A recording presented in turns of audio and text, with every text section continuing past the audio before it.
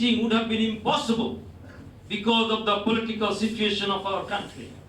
However, since we have all talked about Brunei Darussalam and the greatness of Sultan, the monarchy of Darussalam, Brunei Darussalam,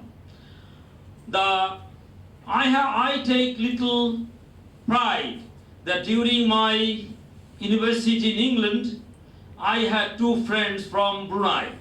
One is from the royal family, Prince Hasiruddin Shah Mahdi, and my other friend was Amanda Abbasi, who was the daughter of Brunei, Speaker of Brunei Parliament, that I was talking to him about. So I am quite attached to this Brunei culture because Prince Hasiruddin Shah Mahdi was my very good friend at the time at University of Hertfordshire in England. And we visited other places in England and Scotland as well. So I was talking, whilst we were talking about the culture of Brunei and the economy of Brunei and of Bangladesh, of course, I could not talk proudly about our economy. However, when I came to this country back to practice in our Supreme Court here in 2001, since I have been practicing here, Nawab Sir Salimullah, I must talk about him. He was a patron of education and a visionary. Though his life was not very long, he died at the age of 43, although British government knighted him for his contribution for the education of this Bengal. You would remember that in 1905, partition of India was influenced by this Nawab, and Nawab Sir Salimullah donated, well, said to have donated 600 acres of land for Dhaka University, Ahsanullah Engineering College, and Dhaka Medical College as well. I take little pride that I studied at the University of Dhaka, and I got graduation from there and did my master's from University of Dhaka. Well, in that context, University of Dhaka is the epicenter of many good things of movement. Like in 1952, language movement was initiated from there, and there were 6 martyrs for that movement, for which we could establish our language.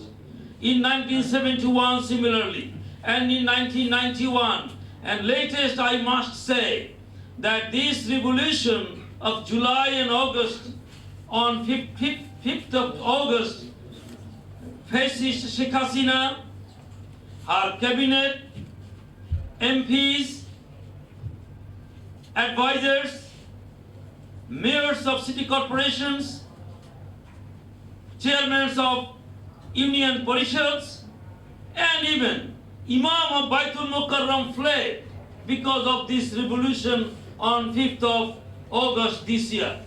Had 5th of August this year had not happened in such manner, we would not be able to hold this meeting here today, because the fascist government would have thought that some Muslims with Brunei Darussalam are conniving against Sheikh Hasina or to overthrow Sheikh Hasina. That's why I very much appreciate the way that this meeting has been organized, the people to people. And you would all remember that the mistake that India did, India made relationship with the fascist Sheikh Hasina, not with the people of this country. They forgot that Muslims of this country would not accept this fascism which was established by India through Sheikh Hasina. And I can remember I was in jail for 4 years because I was the lawyer of Shahid Salahuddin Qadir Chaudhry, who was executed 8 years ago on 22nd of November 2015. And on 22nd, for the first time, we would be able to go to his grave in a mass movement to pay tribute, respect to Shahid Salahuddin Qadir Chaudhry and to other Jamaat members who were illegally executed by the tribunal not far from this place. Today is a remarkable day because Salman F. Rahman, who being a cousin of Salahuddin Qadir Chaudhry, Shoaib Salahuddin Qadir Chaudhry, denied to come before this tribunal to give deposition in favor of Shoaib Salahuddin Qadir Chaudhry. Today, Salman F. Rahman is an accused and he was brought to this tribunal today. This is a remarkable day. This is a remarkable day for those martyrs who lost their lives in July and August and made these student movements which turned to be a mass movement against this fascist Sheikh Hasina. And we pray to Allah so that they are granted Jannatul Firdaus because of their contribution for this, for the relief that they have given to us. As I was telling His Excellency that this meeting would have been impossible before 15th of August because we are going to talk about Sir Nawab Sir Salimullah, who donated so many things. I would also reiterate that, you see, during the fascist regime, Madam Khaleda Zia was evicted from her 6 Moinul Road residence. You all can remember.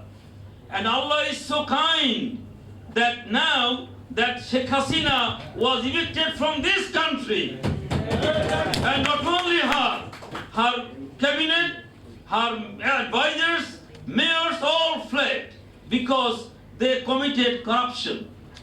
I would humbly pray to His Excellency and would send a message to the Sultan of Brunei so that Bangladesh is passing a difficult time after the fall of this pharaoh and the fascist Sheikh Hasina. We are at a state, we are in difficulty in terms of economy because they ruined our economy. Dr. Muhammad Yunus is a Nobel laureate and such a famous man of this world. And if helping hand is extended by Brunei Darussalam, the Sultan of Brunei, through His Excellency Mr. Uthman, I'm sure we will be able to, like this, the Muslim Ummah, if Muslim Ummah comes forward, then of course Dr. Yunus will be able to rebuild the broken economy because fascist Sheikh Hasina robbed every bank that you name, did corruption, rampant corruption, and sent money abroad. You would remember that during last 15 years, Sheikh Hasina and her government turned every stone to find Mr. Tariq Rahman and Madam Khaleda Zia's corruption in terms of money and laundering of money. There was a case against Mr. Tariq Rahman and Ghiyasuddin Mamun about money laundering, which was tried at the lower court. I was the principal lawyer of that case. Well, I pray to Allah, even in 2013, Mr. Tariq Rahman was acquitted in that case. But today, you can see that billions of dollars were taken away from this country by Sheikh Hasina and her cronies. And I'm sure that Mr. Tariq Rahman, as on yesterday, in his speech, he said, if this government fails, that will be the failure of all of us. So we'll have to make this government, this interim government, a successful one to sustain, to bring stability in our economy, commerce, and other sectors. There is no sector or industry that Sheikh Hasina did not politicize. Even you would remember that this Supreme Court is not far from this place. Judiciary was politicized in such a manner that this illegal execution was done by this judiciary which was designed by this fascist Sheikh Hasina. However, I will not go on our politics at the moment much. I have said enough perhaps. However, my learned friends also talked about Palestine and their miseries. The Muslim Ummah must get together so that we Muslims can get out of this misery.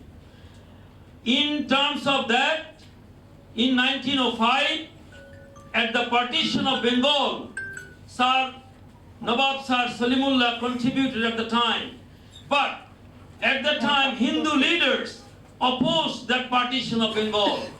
I still can remember, well, I read books where I found that even Mr. Gandhi, Mahatma Gandhi as we call him, because of partition of Bengal, he said it was a vivisection of motherland. And Rabindranath Tagore wrote this poem, which is our national anthem at the moment. That's why everywhere he said, Amar Sonar Bangla, not anything else.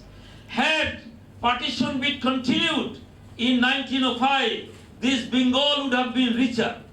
That was the vision of Nawab Sir Salimullah.